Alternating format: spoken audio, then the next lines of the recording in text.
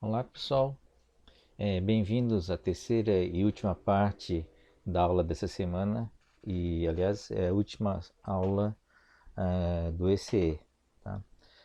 O tema dessa parte é o IoT, Internet das Coisas e sistemas com propósito. Tá? Bom, a apresentação está toda em inglês porque no fundo é uma coletânea de diversas palestras e trabalhos que eu apresentei em congressos e eventos de fora e resolvi fazer essa síntese para apresentar esse tema. Devo avisá-los de que esse é um tema extra da disciplina, ele não é uma matéria que vai cair na prova e nem vai fazer parte do exercício. Mas, em todo caso, aconselho a assistir essa apresentação, que acho interessante, tá? Apesar de não valer para nota, tá? Não é motivo para vocês desligarem agora o vídeo, tá bom? Bom, vamos lá. Como está tudo em inglês, vou tentar fazer algumas traduções em português em tempo real, tá bom? Então desculpem algum engasgo aí. Vamos lá.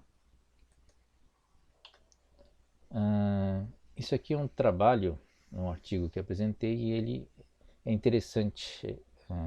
Está aqui a referência, né? É interessante porque dá um exemplo inicial que eu gostaria de começar essa apresentação com esse exemplo, tá? Então, discutir exatamente o uso da internet das coisas. Isso aqui foi tirado do extrato, né, desse artigo. Então, basicamente é o seguinte, né, um exemplo de um processo de venda. Tá? Então, tem alguns elementos aqui de politicamente incorretos, tá? Mas depois a gente discute esses aspectos éticos envolvendo esses sistemas, tá bom? Bom, a história é de um homem de meia idade, então, que no seu caminho de casa para o trabalho, para numa loja, né, e olha através da vitrine um item que atrai a atenção dele. É a segunda vez que ele faz essa semana, parando no mesmo local, olhando para o mesmo item. Tá? Então, a loja tem uma câmera de alta resolução que está dentro da loja, mas ele olha para fora, que capta a presença dessa pessoa, tem a captura também do olhar dele, né? Então consegue rastrear o item que ele está olhando e também faz uma medida do tamanho da pupila para detectar o interesse dessa pessoa no item em questão. Tá? Bom, aí você tem essa câmera que na verdade está interligado a um site, um sistema de vendas. Tá? É uma empresa que oferece esse serviço e basicamente a loja faz um contrato, né, com esse sistema.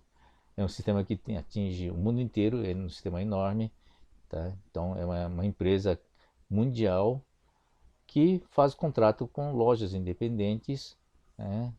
E aí a loja permite que as câmeras, eventuais câmeras e os dados da loja estejam disponibilizados para esse sistema de vendas, tá? Então, e o que a loja, por que a loja fez esse contrato? Porque esse sistema, se conseguir realizar a venda, ele ganha uma porcentagem, né, dessa venda para, bom, como se eu ganho, tá? Ganha uma espécie de comissão para cada venda que ele realiza.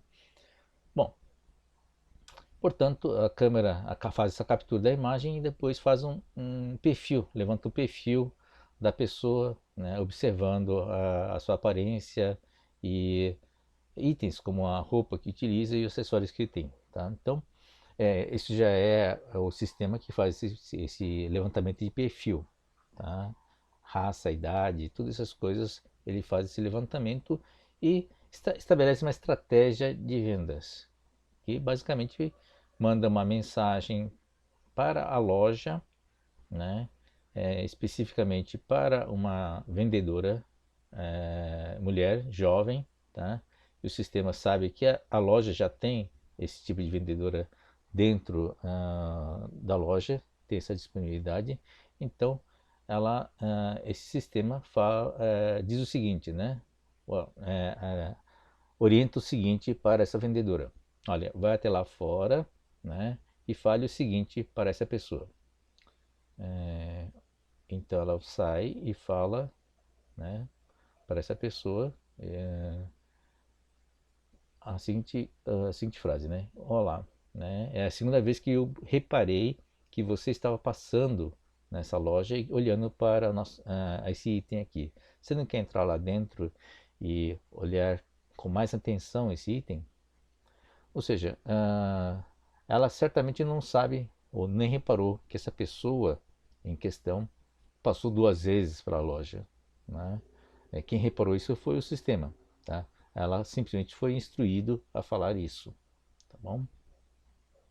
E aí dentro da loja, né? Enquanto ele está olhando o item, a vendedora recebe uma outra instrução, tá? Para falar a seguinte frase: olá, eu conversei com o meu gerente, tá? E eu consegui um desconto especialmente para você, né? Veja a ênfase, né? Tá? Em destaque.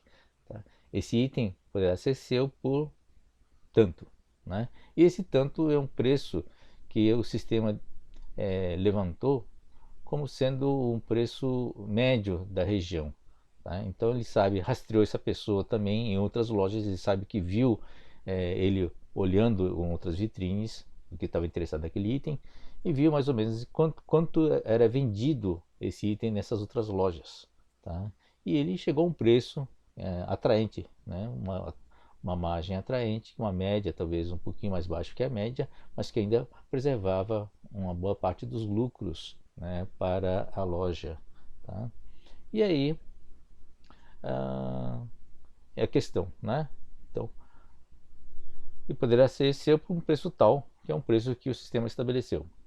Se a venda for bem sucedida, o sistema, quer dizer, a empresa, né, que negocia o sistema recebe uma comissão em relação a essa venda.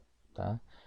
Mas independentemente do resultado, tá, se for positivo ou negativo, ele consegue ter informação dessa venda sobre a estratégia de venda, qual a taxa de acerto dessa estratégia de venda, quais seriam estratégias melhores nas próximas vezes. Então ele está sempre aprendendo, né, porque ele realiza milhões de transações por dia, né, fazendo perfil de pessoas, fazendo perfil de preço e assim por diante. Ou seja, o sistema como um todo se torna um excelente vendedor. Tá? Então é um sistema onde você tem um grande potencial de vendas através do uso da internet das coisas, porque essencialmente as câmeras e o sistema de interação com o vendedor, né, são todos sistemas interligados na internet, né, e o sistema de vendas está interligado em todas as lojas do mundo, né, as quais ele tem contrato para realizar essas transações. Então, quanto mais transações ocorrem, mais vendas, mais chances ele tem de melhorar a sua taxa de acerto. Tá? Um lance interessante que, apesar de ter feito um perfil do usuário, quer dizer, ele não, o sistema não entra em questão se está usando preconceitos ou não. Né? Ele simplesmente sabe que aquela estratégia funciona. Então ele não entra no mérito ético dessa questão, né? De estar usando uma vendedora jovem, bonita, por exemplo, para realizar a venda. Então essa, essa questão não passa para o sistema. Tá? Então, mas existe uma grande questão prática em cima disso, né? Uma grande questão ética que não é só essa relação de venda, é a questão de que se tem um sistema que tem alta taxa, eventualmente vai aprender, né, com o tempo, alta taxa de sucesso, e você começa a questionar se esse tipo de sistema não seria prejudicial, porque afinal de contas você está induzindo a compra, né, forçando praticamente a compra a uma realização dessa venda, e nem sempre isso é aceitável ou é correto do seu ponto de vista social, tá bom? Então, é isso, uma introdução, tá, para a gente discutir todos os aspectos envolvidos nesses sistemas que a gente discutiu nessa venda aqui, tá bom? Bom, vamos lá. A discussão então é se a tecnologia aumenta a capacidade de manipulativa, né, da consciência sobre a ação consciência humana, tá? Então, essa apresentação de hoje vai discutir a força, o poder dessas redes sociais, discussão sobre uma coisa chamada mutual trust, né, confiança mútua, né, e o conceito de social affordance. Isso a gente vai ver mais à frente, tá?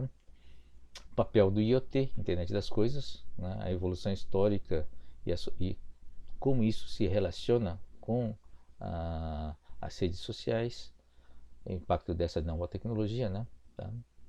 E sobre visão sistêmica, né? O papel do IoT no contexto sistêmico, que a gente discutiu na aula passada, né? Desculpe, nessa aula mesmo, mas na outra parte. Tá? Então, IoT é apenas um dispositivo que está conectado à internet, mas justamente a internet ele faz parte, é um componente de um sistema maior, né, juntamente com o IoT, que forma um sistema com propósito. A gente vai ver essa definição também. Tá? Então, o target, o objetivo, né, passa a ser individual, tá? Ou seja, não é uma coisa, uma estratégia que se usa de uma forma global, massiva para todo mundo, a mesma estratégia para todos. Então, a estratégia passa a ser sintonizado para cada pessoa. Veja o caso dessa venda que foi realizada. Ela foi o indivíduo, né, a pessoa foi perfilado, né, a partir da sua aparência, né, a partir de várias informações do tipo de local onde ele está andando, ele conseguiu levantar um perfil, né, dessa pessoa e desenvolver uma estratégia de vendas específica para essa pessoa.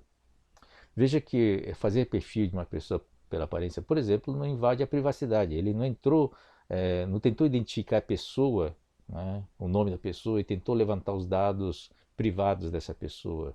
O sistema simplesmente, a partir das informações disponíveis na câmera, levantou essas estratégias. Ou seja, não se constitui, em princípio, uma invasão de privacidade. Tá? Então, esse tipo de técnica a gente chama de customização massiva, né? Ou seja, customização individual de uma forma massiva, onde todos são perfilados, né? Todo mundo tem, apesar da massa como toda, a computação permite que você tenha a capacidade de você fazer um target individual. Tá? Então, isso significa que também existe potencialmente uma capacidade massiva de manipulação. Bom, vamos começar discutindo, né, as redes sociais e o poder dessa rede. Tá? Isso é uma coisa histórica, né? Inclusive tem autores que fazem essa análise de uma forma histórica. Conectar pessoas, né, significa basicamente que você permite o desenvolvimento humano, né, sobre todos os aspectos. Tá? Não é só econômico, né? Permite um desenvolvimento social, cultural e científico. Por quê? Por que conectar essas pessoas tem esse potencial? Porque basicamente é o seguinte, né? Por mais inteligente que essa pessoa seja, mais talentosa que uma pessoa seja, ele só tem uma existência, né? Então, a experiência dele acaba sendo limitada no contexto local, né? A partir do que ele consegue obter no seu entorno. Se a pessoa está isolada no mundo, tá? E ele tem que batalhar o dia a dia para obter o seu alimento, né? A obter a sua sobrevivência, isso implica que ele não vai ter o tempo necessário para usar o seu talento para desenvolver coisas melhores ou coisas superiores. Então, o fato de você viver em sociedade e ter divisão de trabalho permite que determinados talentos, né, sejam destacados e que ele possa contribuir para o todo, para a sociedade como um todo.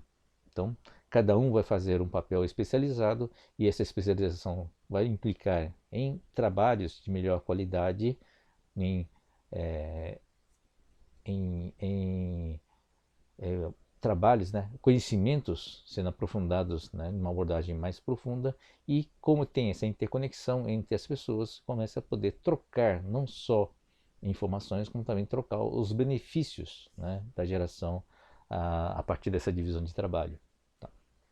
Então esse é o poder que você tem dessas conexões sociais. Ele envolve não só a troca de informações, como também troca de trabalho, serviços e bens. Né?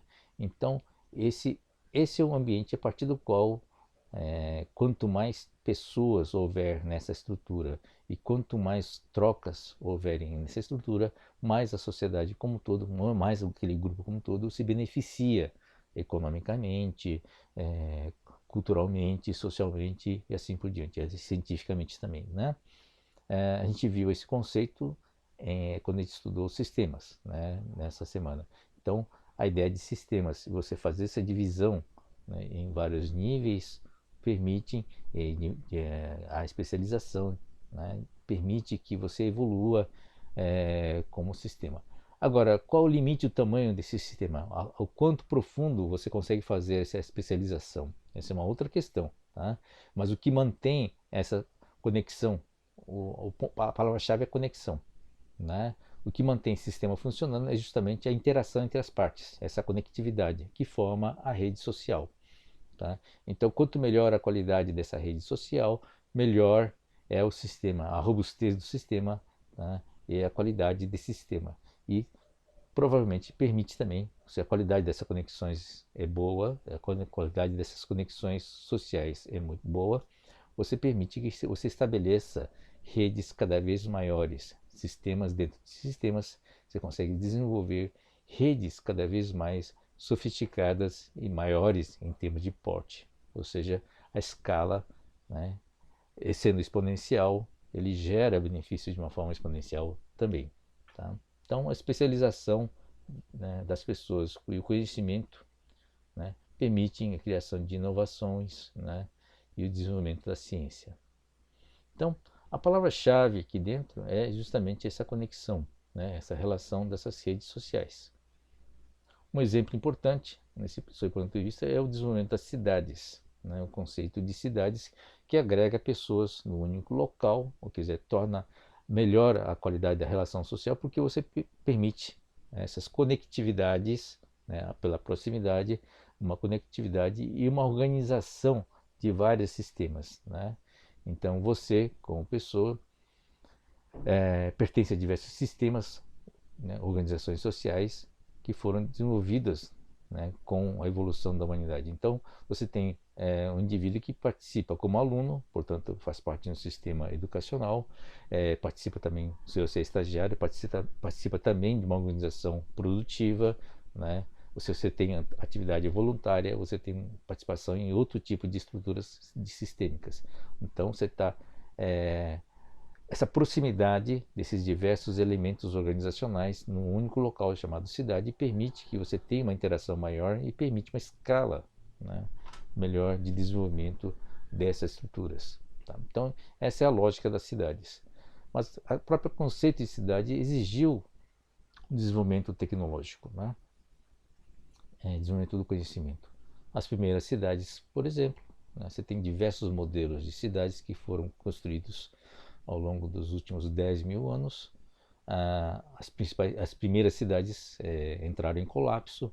Né? Você tem vários exemplos de cidades que não duraram muito tempo, porque isso, no fundo, exigiu um desenvolvimento tecnológico para você ter uma cidade sustentável também, né, com o tempo.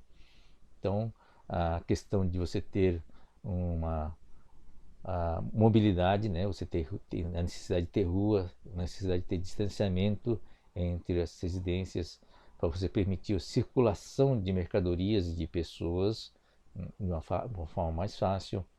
A questão da água, né? Ter uma rede que alimente a cidade com água, né? E o seu esgoto também para fazer para manter a saúde dessa população. Então são todas questões tecnológicas e de conhecimentos que foram desenvolvidos ao longo dos anos para conseguir ter uma estrutura né, urbana sustentável, capaz de manter pessoas, né, juntas para operar essa rede social. Tá? Então, essa primeira fase de desenvolvimento de rede social foi o desenvolvimento das tecnologias necessárias, né, transporte, comunicação, urbanismo, arquitetura, né, necessárias para que você consiga sustentar essa massa de pessoas próximas, né, o suficiente para permitir esses relacionamentos e, ao mesmo tempo, que se mantenha, que seja uma estrutura sustentável ao longo de centenas de anos. Tá? Então, essa é uma questão ainda em evolução, as tecnologias estão evoluindo, né? E nós temos essa questão de desenvolvimento das cidades. O que se sabe hoje, por exemplo, das cidades, muito importante, que ele é parte de um sistema. Tá? A cidade, para ser sustentável, ele não consegue se sustentar por si mesmo na sua estrutura, ou seja, ele precisa de um entorno, né? Então a cidade tem que ser composta pela cidade e seu entorno, a sua região de influência, da onde vem a água, da onde vai a água tratada, da onde vêm os alimentos, né? Ou seja, você tem que ter uma rede de sustentação para que a cidade consiga ser mantida. Tá? Então, qual o tamanho dessa rede, a abrangência dessa rede, né, a interligação dessas cidades para manter outras redes em nível regional, essa é a questão, né, mais recente sendo estudada sob o ponto de vista de sustentabilidade. Tá? Então, agora, o elemento fundamental, né, é essa questão fundamental para manter uma rede social é justamente a interconexão entre as pessoas. Como já vimos na aula de sistemas, ter as partes interconectadas é que dá força ao sistema. Tá? Então, o que é essa conexão?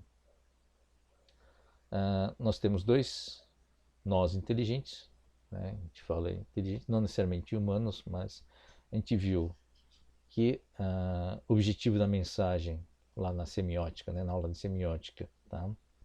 Não é transmitir bit e receber bit. Tá? O objetivo não é transmitir informação. O objetivo, tá, é criar um efeito. Tá? Quando você manda uma informação, manda uma mensagem, desculpe, né, para outro nó inteligente, o objetivo é transferir, no mínimo transferir aqui o interpretante, tá? Transferir esse processo aqui, criar um efeito do lado de cá. Então, eu estou abstraindo a ideia aqui de inteligência, tá? Então, você não manda mensagem para uma pedra, por exemplo, né? Tá? Então, o objetivo basicamente é você ter um efeito, né, do outro lado. Por que você está mandando aquela mensagem? Por que você está transmitindo aquele conteúdo? Tá? Não é simplesmente para informar. Para informar para quê? Tá? Então sempre tem um objetivo, uma expectativa de criar um determinado efeito do lado de lá, quando você envolve, você realiza uma transmissão de uma mensagem. Tá? Então, esse é o contexto importante, né, do objetivo da mensagem, a partir do qual você cria, né, uma conexão que não é simplesmente quantitativa, não é uma questão só da teoria de Shannon. Tá? Envolve aspecto semântico justamente por envolver um nó inteligente aqui. Então, mesmo que seja a formiga, né? Tá? Por que você está transmitindo uma mensagem de uma formiga para outra? Tá? Para você estabelecer para você indicar que tem alimento em algum determinado local para você ir buscar. Tá? Então, existe um determinado efeito que você quer que aconteça ao fazer essa transmissão de mensagem. Tá? Então, o que importa aqui nessa conexão é a qualidade, não só a quantidade, né, de bits, por exemplo, mas a qualidade do que está sendo realizado. E essa qualidade envolve um elemento muito importante, tá? Que a gente chama de mutual trust, ou estabelecer uma conexão de confiança, tá? Confiança mútua. A gente não pode esquecer né, nessas relações aqui de vínculo, tá, não só de mensagens, que sem confiança determinadas redes não são viáveis. Tá? A gente não pode esquecer que isso aí, quando envolve elementos qualitativos, tá? Determinadas conexões podem ser simplesmente destrutivas, não são necessariamente construtivas. Tá? Então, uma rede colapsa rapidamente quando você tem uma desconfiança, porque você tem uma rede destrutiva. Tá? Esse conceito qualitativo é muito importante. Tá? Então, não se trata simplesmente de transmitir dados. Tá? A parte qualitativa envolve o entendimento, o estabelecimento de uma rede de confiança, tá? Que for, vincula, né, essas pessoas ou vincula essa rede, cria uma força e estabilidade nesta rede. Tá? Então a palavra-chave em termos qualitativos é a confiança, né? Confiança mútua. Tá? Bom, aí entra um conceito chamado social affordance. Né? O conceito de affordance vem de um filósofo chamado Gibson. Tá? Basicamente, affordance significa o seguinte: é percepção das possibilidades de ação.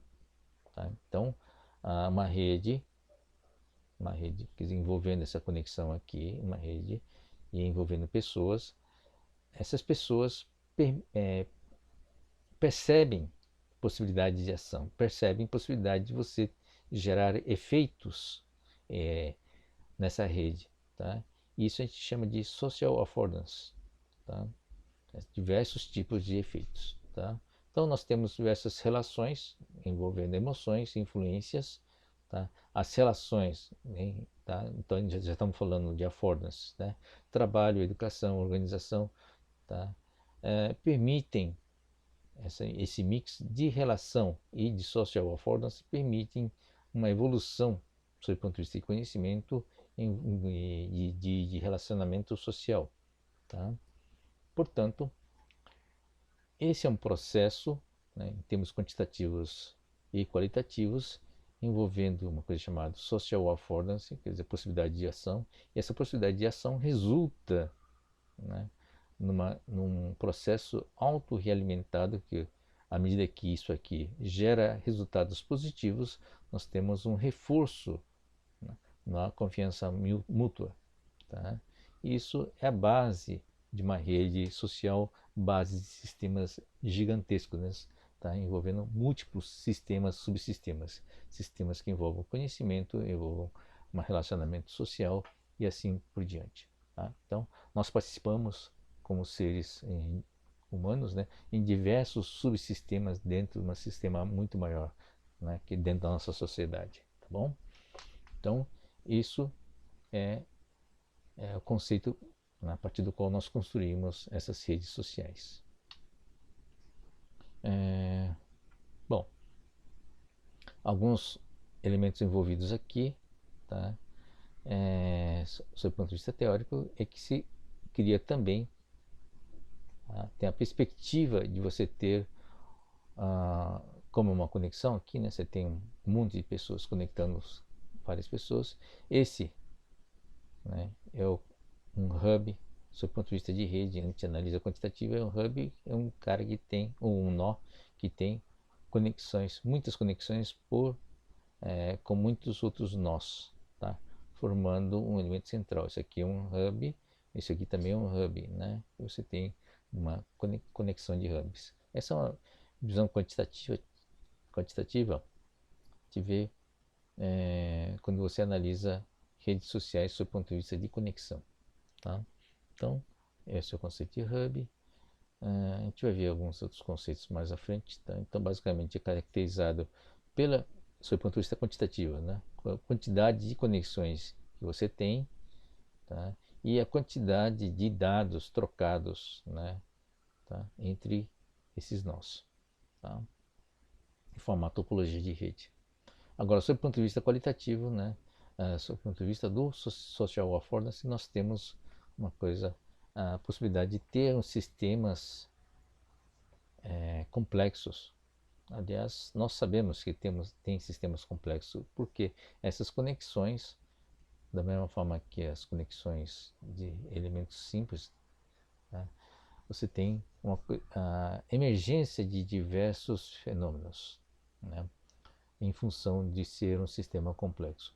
O fato de você ligar várias pessoas inteligentes, né, com vínculos, interações de qualidade, faz com que esse sistema gere um comportamento, gere propriedades interessantes, né? Propriedades e fenômenos sociais interessantes, sob a ótica de sistemas complexos. Tá?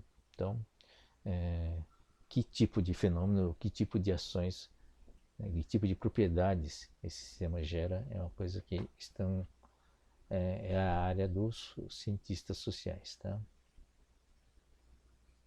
Então, auto-organização, como isso aqui se auto-organiza, né? Esses são elementos do sistemas complexos, tá?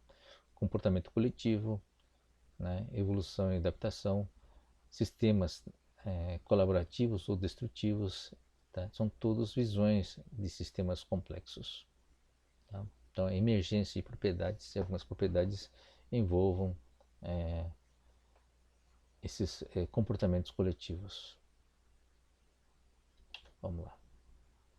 Agora, essas evoluções desse social affordance, tá? A gente está falando da rede e agora vamos discutir sobre o ponto de vista histórico como é que isso evoluiu para poder deixar claro o papel da internet das coisas. Então, o primeiro estágio, né, que esse estágio de milênios que a gente fala, sem envolver a comunicação, o fenômeno digital de hoje, é essencialmente aquilo que se evoluiu, que a gente conhece até há pouco tempo atrás, né, que envolve construção de cidades, envolve sistemas de transporte e de comunicação, incluindo já TVs, telefones, jornais, né, rede de correio, assim por diante. Existe uma coisa mais, mas é uma coisa mais física, né, onde você tem o desenvolvimento dessas tecnologias que permitiram a conexão, o agrupamento de pessoas, grande quantidade de pessoas, tá? E então estamos num domínio físico, tá? Permitiu a criação de cidades, tá? E a infraestrutura necessária para a sustentabilidade, né? A manutenção dessas cidades. Para que consiga manter essa cidade, você precisa de um sistema, uma rede de transporte que tragam bens e serviços para as cidades. Tá? Então, traga alimento, né? Traga produtos para que a cidade consiga se desenvolver ou se manter, na verdade. Tá? Então, essa é uma fase onde você teve, o primeiro estágio, onde você teve o desenvolvimento das tecnologias que envolvem os aspectos físicos. A segunda fase, né, que já estamos vivendo há algum tempo, é permitir que essas conexões sejam feitas através da internet. Tá? Então já tem a ideia de ter um ambiente virtual, redes sociais, através do Facebook, Twitter, assim por diante. Você tem um computador intermediano, né? Tem uma nuvem aqui, né? E tem um computador intermediando essas conexões, essas relações. Tá? Então as pessoas hoje já não falam tanto por telefone, né? Se comunicam através de mensagens que são mediadas pelo computador, porque ele passa por uma intermediação. A mensagem fica armazenada e depois a pessoa acessa mais tarde, né? Então você tem uma mediação por computador aqui. Tá? Então a gente chama isso de segundo estágio, onde você tem uma intermediação através de sistemas computacionais. É o que a gente vê hoje, né? Tá? Bom, mas os personagens que se conectam são pessoas, né? Nesse contexto. Tá? O computação entra apenas como intermediação. Tá? Sob o ponto de vista de escala, né, isso aqui se torna global, né? Isso é uma outra coisa. Você tem hoje um potencial de rede enorme, porque você conectou o mundo inteiro, praticamente. Tá? As únicas barreiras hoje são barreiras culturais, barreira de língua, né, e de contexto que são distintos. Mas de maneira geral, fisicamente, nada impede que você tenha conexões com qualquer outra pessoa do mundo inteiro. Tá? Então, o que nesse domínio físico, você tinha limitações físicas de tempo e de espaço, tá? Tempo porque o telefone, por exemplo, é tempo real, né? Tá? O correio levava um delay, um atraso para chegar a comunicação, tá? Mas o telefone, você exigia que duas pessoas estivessem disponíveis ao mesmo tempo, tá? Nesse sistema já intermediado, você já livra a pessoa do controle, das restrições de espaço, ou seja, abrangência global, e de tempo, né? Porque você pode mandar uma mensagem, né? E essa pessoa pode atender, receber essa mensagem quando ele estiver disponível, porque você tem um computador que armazena essa mensagem para você, tá? Então você tem realmente uma facilitação e uma escala, né, um outro nível. O potencial, portanto, dessa rede social cresce de uma forma gigantesca, tá? Então isso explica hoje, por exemplo, por que a internet tem gerado tanta riqueza, né, tantos benefícios, porque determinadas empresas crescem, né, determinadas empresas dentro da internet, né, cresceram tanto, tá? Por quê? Ou geraram tanta riqueza? Justamente porque tem uma rede, a rede naturalmente gera riqueza, né? Gera benefícios, gera conhecimentos. Esse potencial dessa rede, né, está sendo absorvido em parte pela intermediação que está aqui no meio, tá? Então, da mesma forma que as cidades foram fundamentais no desenvolvimento do conhecimento, não só do conhecimento humano, mas também do desenvolvimento tecnológico da humanidade, e geração de riquezas também, a rede hoje, com intermediação computacional, tá, tem o potencial de gerar muito mais riqueza, né? Bom, vamos discutir então a terceira fase, que é a fase, o terceiro estágio, que é o estágio onde temos o Internet das Coisas. O que muda com a Internet das Coisas, né? Mudam que você tem dispositivos autônomos, tá, que está no seu ambiente físico, tá? Aqui, quem está no ambiente físico, tá, são as pessoas, tá? A computação está restrita na intermediação. Agora, nessa terceira fase, não. Na internet das coisas, a computação está no ambiente. Então você pode ter robôs, quer dizer, você faz uma interação não só com pessoas, mas também com robôs, tá? Os robôs estão no seu ambiente real, né? Você tem sensores e atuadores, dispositivos atuadores, são dispositivos inteligentes que conseguem controlar eletrodomésticos, por exemplo, né? Consegue controlar a iluminação, o ar-condicionado da sua casa. Você tem sensores e câmeras também, tá, distribuídos e conectados dentro do sistema, tá? Então, essa é uma diferença importante. Você começa a ter dispositivos, tanto sensores como atuadores, no seu ambiente físico. Ou seja, essa intermediação aqui passa a poder atuar no ambiente físico, coisa que antes não conseguia fazer, tá? Então, vamos colocar alguns conceitos importantes aqui, antes de discutir em mais profundidade, né, esse aspecto da internet das coisas, tá? A gente vai voltar aqui a essa discussão. Então, redes sociais mediadas por computadores, né, por sistemas computacionais, permitem melhor comunicação em termos de qualidade, porque envolve já vídeo, né, e áudio de melhor qualidade, disponibilidade, né, em tempo e espaço, já discutimos isso, e quantidade, né, muito mais pessoas, tá, nessas redes sociais.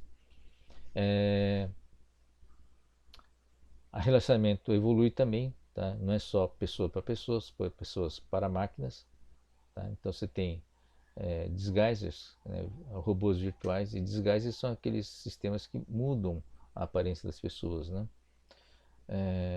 Redes físicas, né? Antigamente as redes sociais eram físicas, né? É pessoas por pessoa, um contato físico, né? Mas hoje grande parte desses contatos, mesmo entre as pessoas, são virtuais, tá?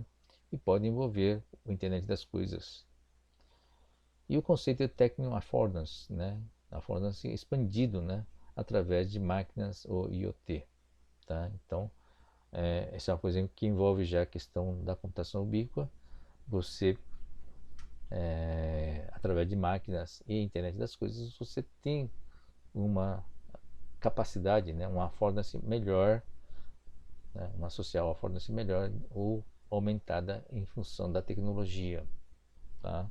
O smartphone é um bom exemplo, né? O smartphone, ele cria, é uma tecnologia que cria um contato, uma possibilidade de ter um contato social mais forte, né? Mais vinculado, tá? Essa é a visão do Techno Affordance. Então, o que é uma computação ubíqua? Tá? A gente vai analisar essas questões e inclusive a parte ética e moral a partir da discussão sobre manipulação e monitoramento, né, dessas redes sociais por máquinas. Tá? Então, o que vem a ser a computação ubíqua? Né? Tem a ver realmente com a ideia associada, né, à internet das coisas e o vínculo aqui da relação homem-máquina aqui. Tá? Então, a computação ubíqua foi definida por esse senhor, Mark Weiser. Tá? Ele basicamente definiu a computação ubíqua como sendo elementos de hardware e software, ou seja, computacionais, tá? Que ele está no ambiente, tá? De uma forma pervasiva. Então, existe uma diferença entre o conceito entre pervasivo, que é dispositivos embutidos no ambiente, dispositivos computacionais embutidos no ambiente, tá? Como fosse o IoT, e a ubiquidade. São coisas ligeiramente diferentes, tá? A gente vai ver mais à frente. Tá?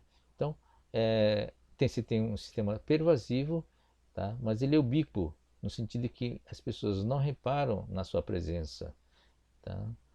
As tecnologias mais profundas são aquelas que desaparecem, na verdade, você não percebe que estão lá. Tá? Passa a ser natural o seu uso, sem exigir um esforço consciente das pessoas para utilizar essa tecnologia. Tá?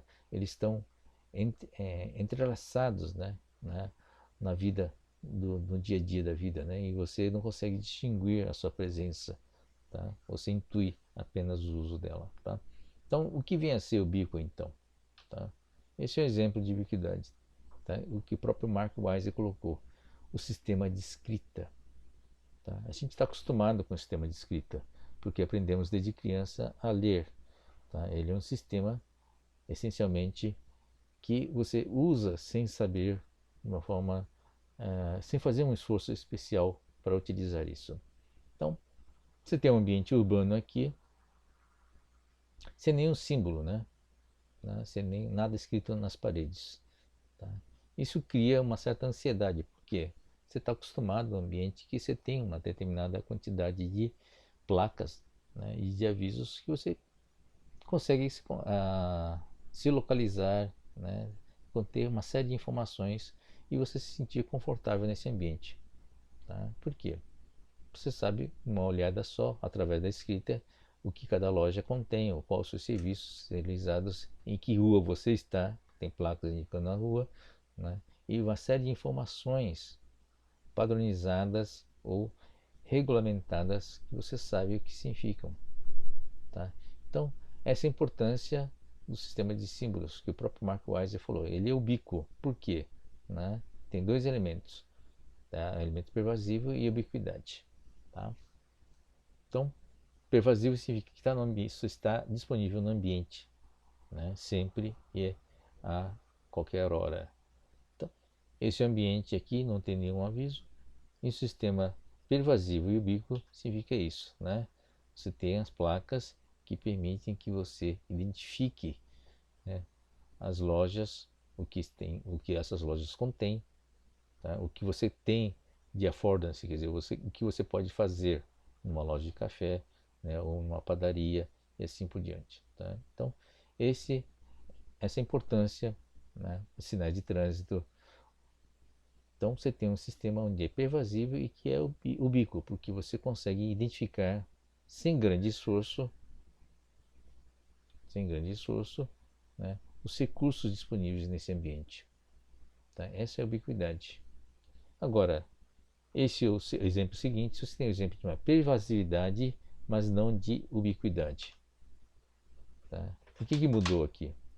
Mudou, né? As placas continuam aqui, ou seja, ela é pervasiva, os avisos são pervasivos, está no ambiente, mas não tem, perdeu a característica de ubiquidade. Por quê?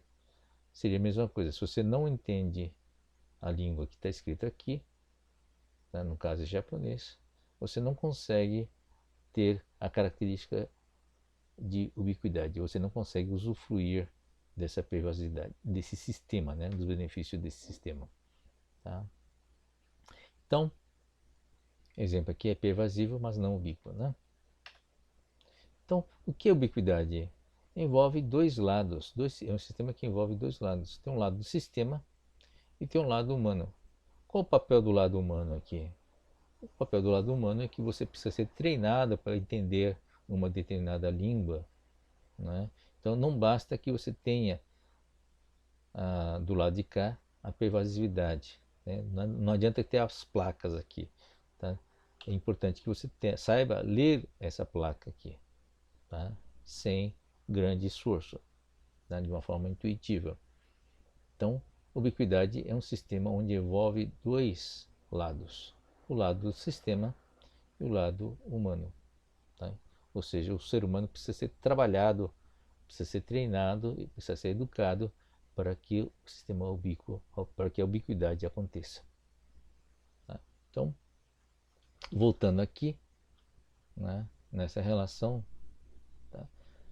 Essa relação aqui, homem-máquina, não só envolvendo o robô, mas a própria mediação do computador, depende da ubiquidade aqui, né? Depende de você aprender a utilizar esse sistema ou se sentir confortável no uso desse sistema. À medida que o computador avança e vai se facilitando, né, o uso desses dispositivos, a característica de ubiquidade vai sendo melhorada também. Tá? Mas a ubiquidade exige que você tenha um treinamento, né, ou seja, uma vida, né, uma educação para que você possa interagir com o sistema de uma forma adequada, de uma forma eficiente. Tá? Então, estamos falando de sistemas integrados entre o ser humano e o sistema. Tá? Então, qual a consequência de um sistema ubíquo? Tá?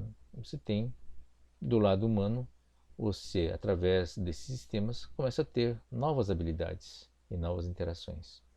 Tá? Então, seu potencial dentro de uma rede social aumenta, porque você passa a ter acesso, através do sistema, a mais conexões de qualidade, né, com escalas mundiais, né, ou seja, independente de espaço e independente de tempo também. Né? Tá? E isso impõe também que você, através desse sistema, você pode ter novas habilidades, tá? Desenvolver novos talentos, né? O potencial de utilizar, através desse sistema, desenvolver novos tipos de trabalho. Tá? Então, o sistema computacional é uma ferramenta e a partir dessa ferramenta eu consigo desenvolver um trabalho diferente, um trabalho de melhor qualidade, eu consigo desenvolver profissões que utilizam essas ferramentas computacionais do lado dos sistemas. Né? Então, lado humano, você passa a ter acesso, por exemplo, a mais informações, a mais oportunidades e mais capacidades com sistemas, com profissões ou trabalho assistidos por sistemas computacionais. Né? Do lado do sistema, qual o ganho dele? O ganho que você obtém, o sistema consegue obter mais informações sobre as pessoas, os seus comportamentos e mais dados, né? E a gente sabe que a partir dos dados você consegue gerar, né, usando o Big Data, consegue gerar mais conhecimento. Então, tem um lado que se beneficia bastante, né, com novos conhecimentos através dos dados adquiridos nessa relação. Tá? Então, as tecnologias, à medida que se evolui, você tem novas interações, tá? E isso implica em novas consequências, né? Tem uma questão importante, sob o ponto de vista ético, tá? É como cria, né, novas habilidades, a discussão entre quem tem acesso e quem não tem acesso, né? Chama digital divide, né? A divisão ou separação pela tecnologia digital.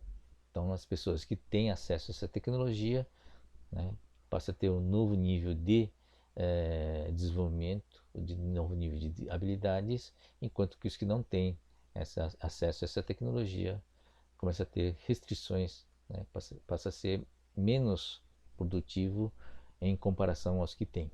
Tá? Cria novas tensões sociais aqui. Do lado do sistema é aquela questão, né? Quem tem o controle, vai gerar novas riquezas, né? Quem tem o controle desse lado aqui, tá? A quem pertence, quem controla, né? Tá? Isso aqui. E o potencial disso aqui não é simplesmente adquirir dados, né? Ele tem o potencial de manipulação, tá? Então, a gente vai discutir mais à frente. Para quem controla e que tipo de serviços. Essa é uma preocupação interessante porque hoje mesmo nesse nível, né, nessa fase 2, onde você simplesmente só está sem a internet das coisas, né, você só está trabalhando com os dados, você já tem o domínio de poucas empresas, né? Tá? Poucas empresas controlam esse lado sistêmico.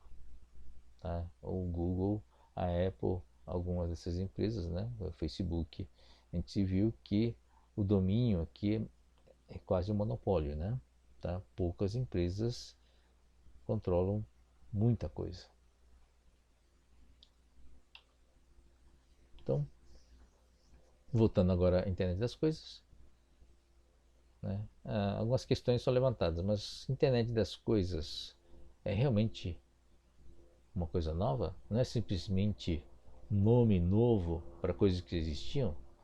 Afinal de contas, controle remoto de ar-condicionado, iluminação, são coisas que já existiram há várias décadas, né? Então,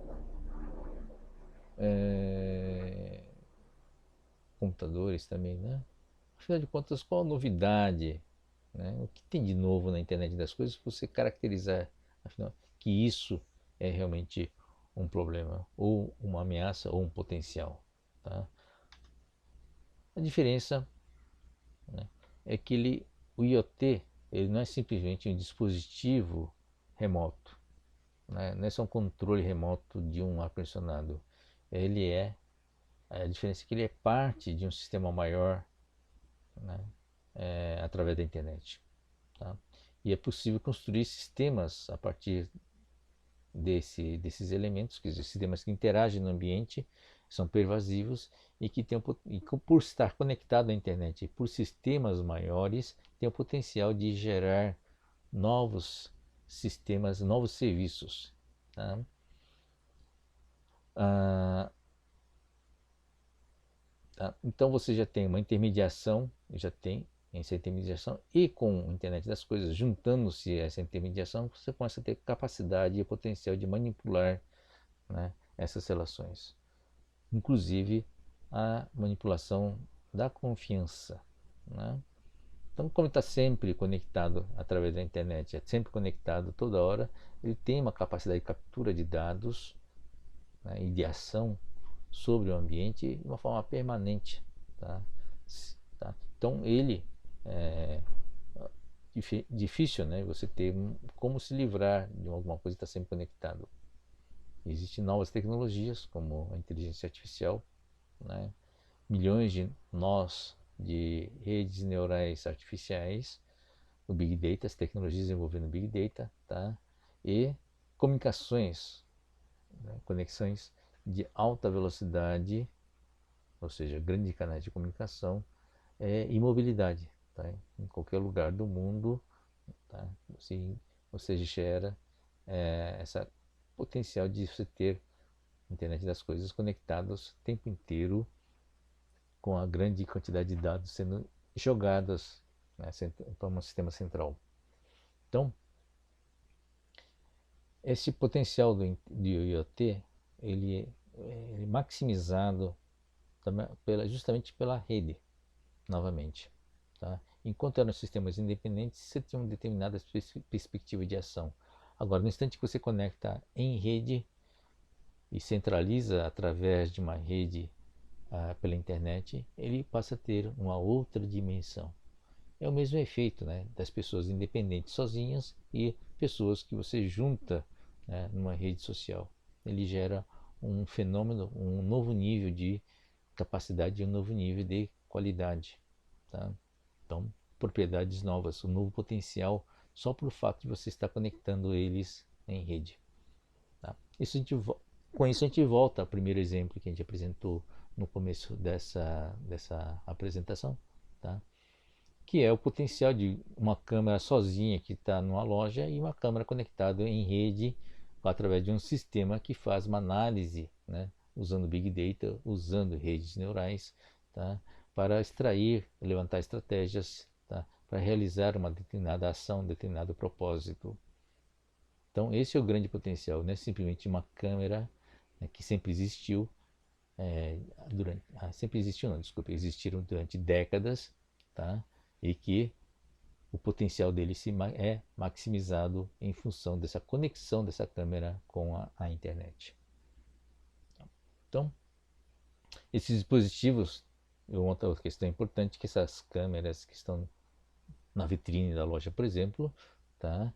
Ele pertence para alguém, não necessariamente você, né? Tá? E a internet já tem grandes, né, players, tá?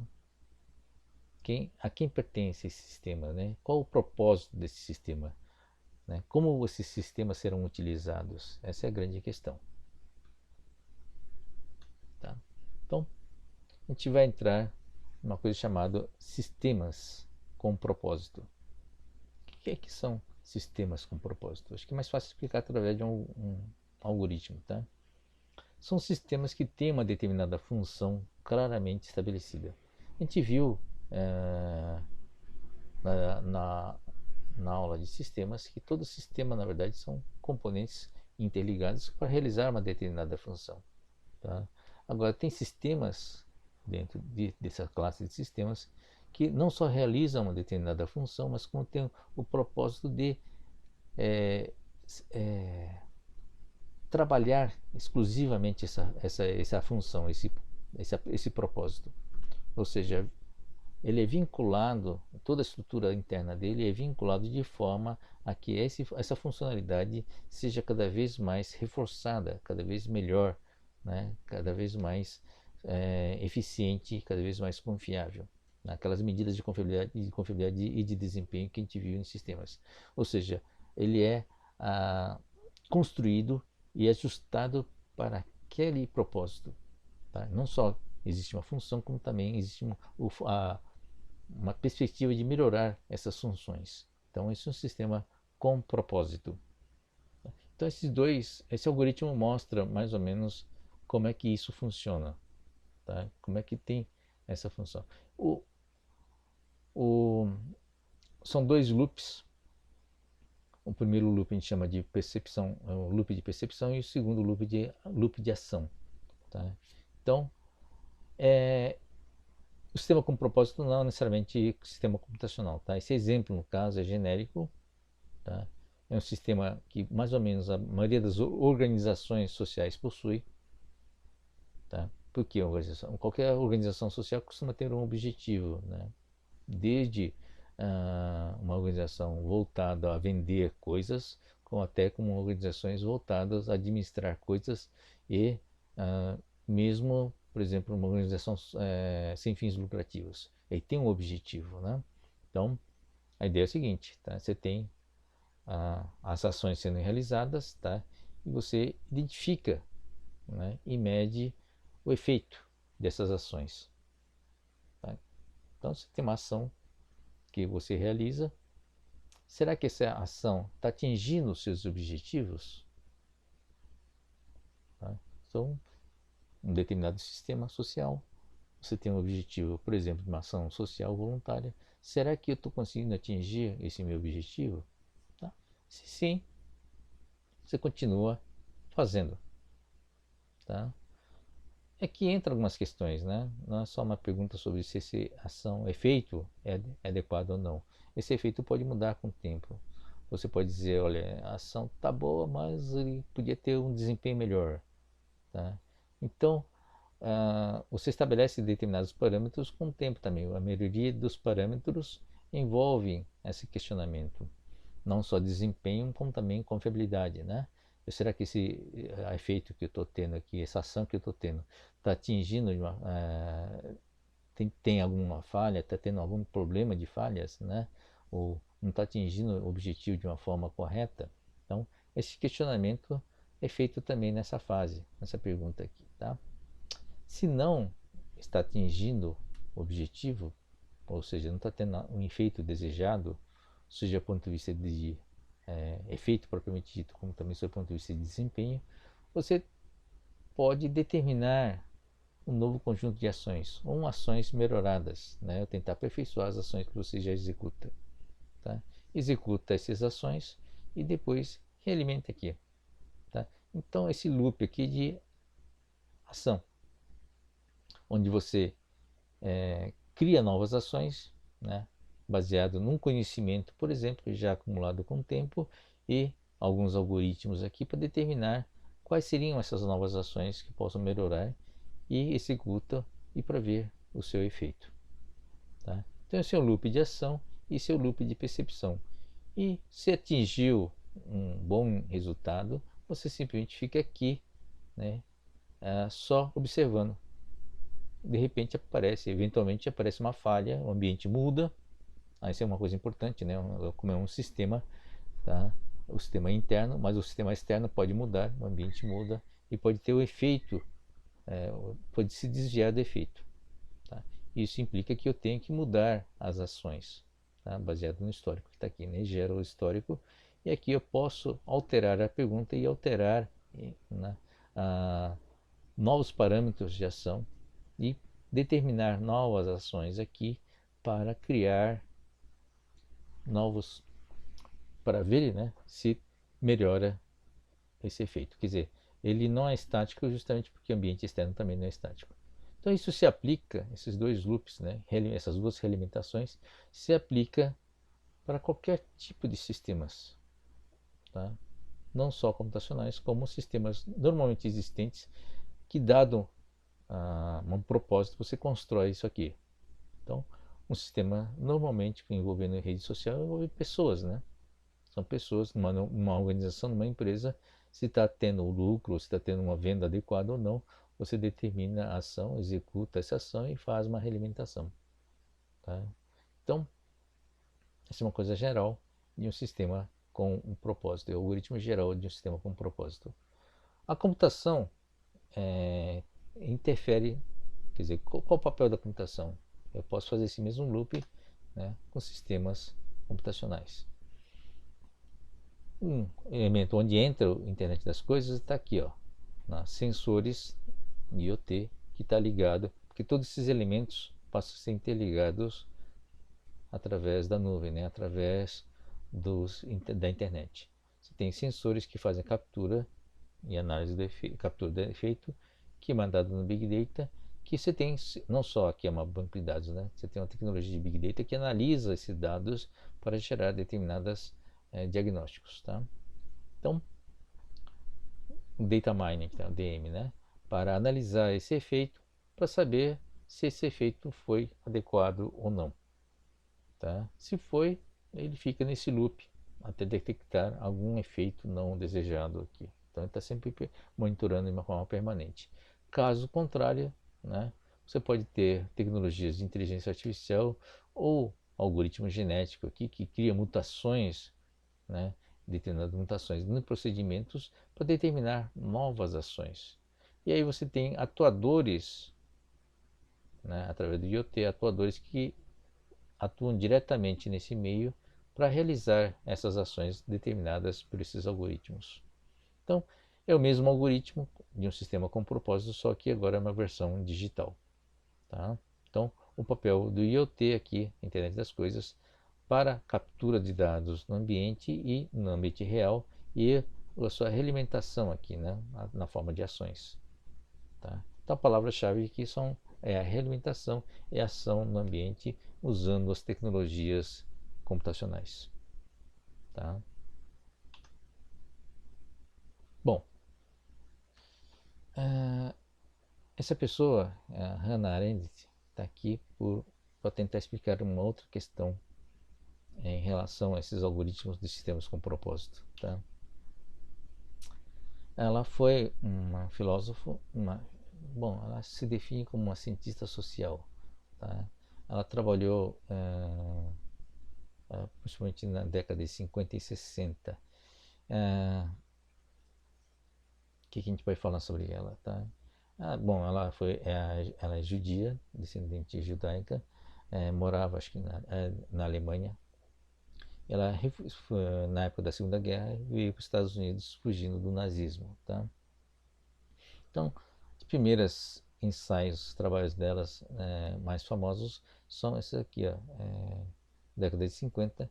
Ela fez uma análise do nazismo e do stalinismo, né, na União Soviética, sobre as origens do totalitarismo. Tá?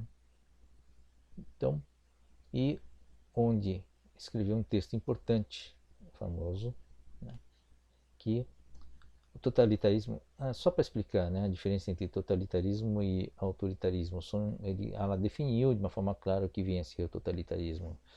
Autoritarismo, a maioria dos ditadores são autoritarismos, né, são estruturas onde você se mantém no poder, influenciando ou impondo a sua força na estrutura do poder propriamente dito.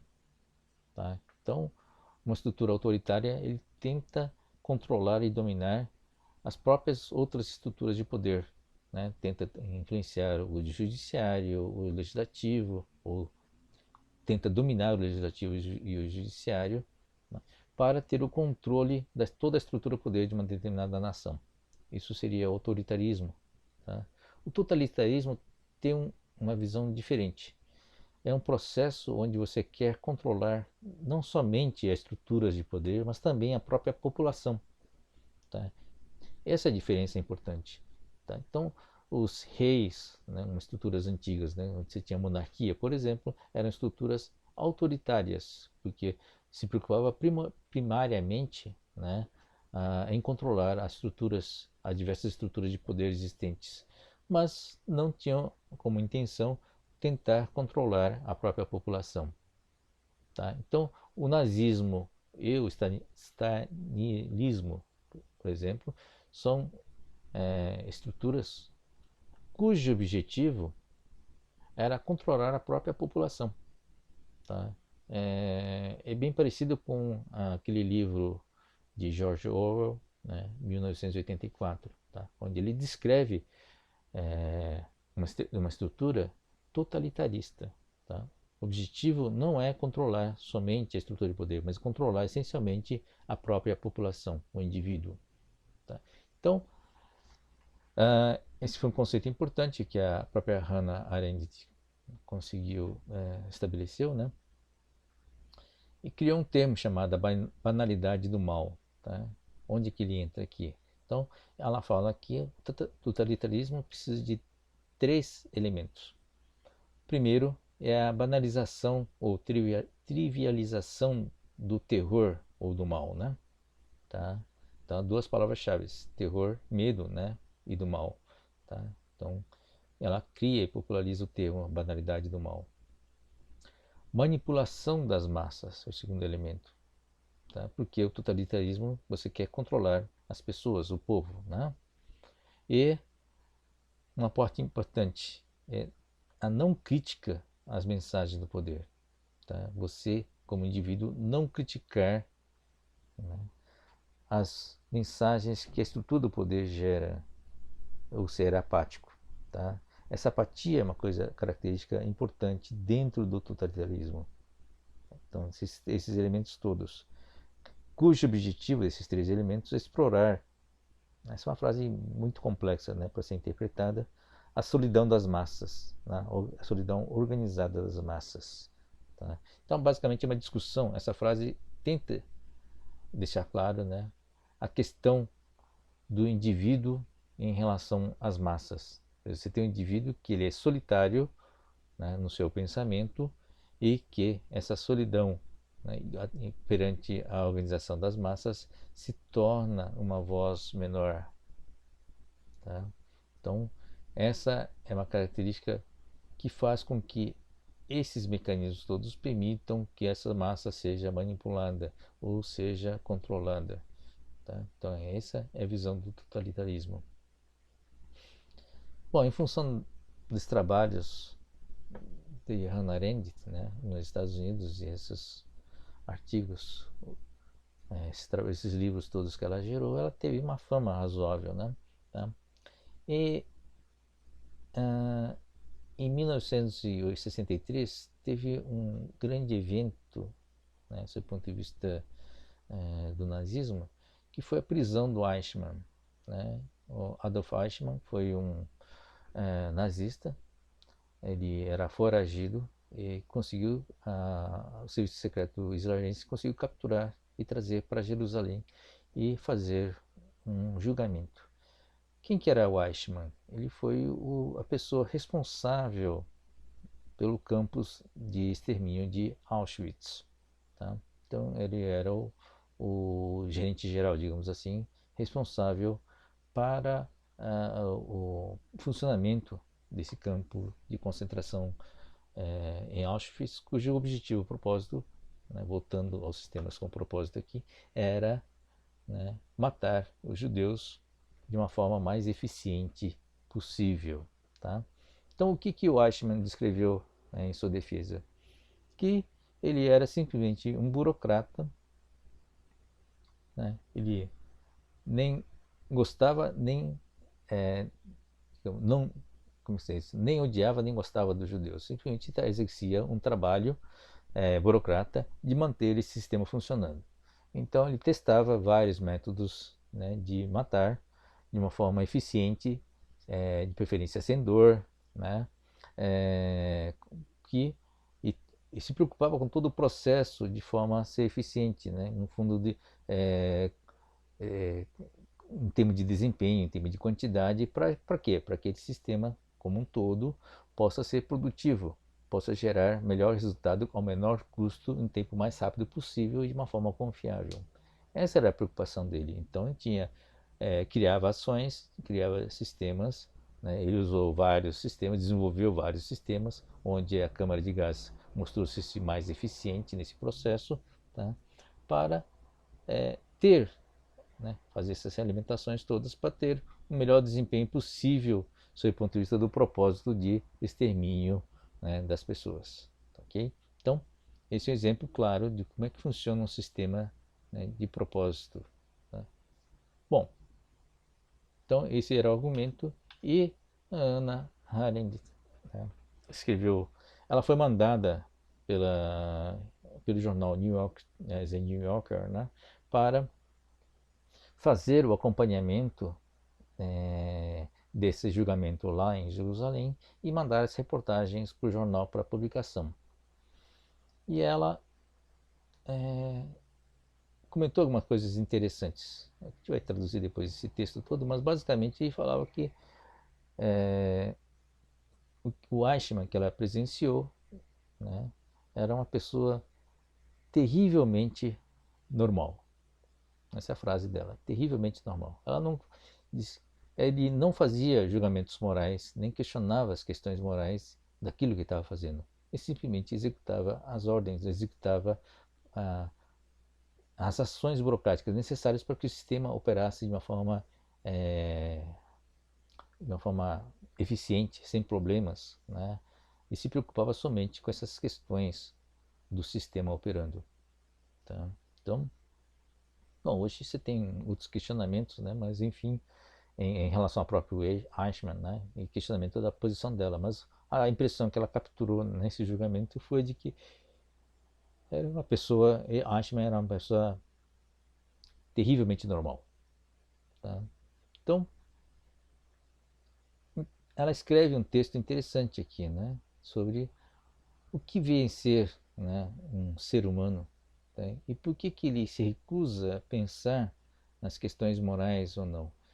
Mas qual era o poder dele em relação ao sistema? Ele era um dentre os milhares de pessoas que trabalhavam dentro do sistema, né?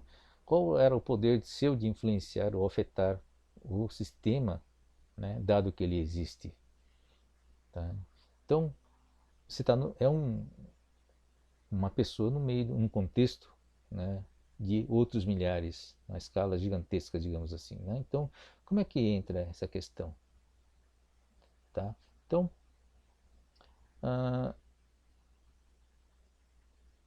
o que vem a ser, então, um ser, e a questão do ser humano, né, nesse contexto. Tá? Então ela considerou, é verdade que ela falou, né? Ela falou assim, é verdade que eu considerei essas questões sob o ponto de vista filosófico. A manifestação não é através do conhecimento, mas na habilidade de determinar o certo do errado, a beleza do feio, né? Do que é bonito e do que é feio. E eu espero que pensar, né, traga às pessoas a força para prevenir catástrofes, né, que em desses casos raros, né, quando a ficha cai, na verdade, né, tá? Então, capacidade, o que ela argumenta, né, que a capacidade do indivíduo pensar, ela é fundamental, né, para questionar esses sistemas como um todo. Então, a gente está vivendo um momento desses, né, que a gente é obrigado a pensar e questionar certas coisas. Essa capacidade de questionamento, ele é do indivíduo, né? Ele é fundamental num processo como um todo. Apesar de você ser apenas uma parte pequena de um contexto maior, os sistemas com propósito, né, são construídos com esse propósito dentro desse sistema. Qual é o seu papel? Esse é o questionamento importante, né? E evitar que aconteça isso, né? Que você acostume com o mal que está sendo banalizado, né? Que se acostume com o terror, tá? E não deixar de criticar ou deixar de pensar, na verdade, sobre aquilo que está acontecendo ou sobre aquilo que o sistema está realizando. Tá? Então, questionamento moral aqui no caso, eventualmente não é sobre cada um desses elementos que fazem parte desses loop, né? Cada uma dessas ações ou decisões envolvidas aqui. O questionamento tem que entrar diretamente no propósito propriamente dito. Tá? Então, o questionamento moral, você questiona isso na própria fase anterior da construção. Tá? Qual o propósito? Esse propósito está correto? É moralmente indefensável? Caso contrário, uma vez construído, né, fica difícil. Se você é pequena parte desse contexto, fica difícil você, com a sua própria força, questionar uma coisa tão grande como essa, depois de construído. Tá? Então essa é uma lição importante dessa discussão que a Hannah Arendt trouxe, né, nessa análise histórica desse julgamento. Tá? Então tem a ver com os seus trabalhos anteriores, e ela colocou o contexto humano do ser indivíduo dentro de um sistema muito maior. Tá bom? Bom, portanto, o sistema com propósito, tá? Agora já numa ótica da informação e da internet das coisas, implica que dados disponíveis, a integração desses sistemas com Big Data, né, e com as tecnologias mais recentes, tem a capacidade de manipulação e de influenciar o comportamento humano. A gente classificou em 3 níveis, né, de influência. Tá? Nível 1 é de sugestão ou de recomendação. A gente já viu esses sistemas atuando, né?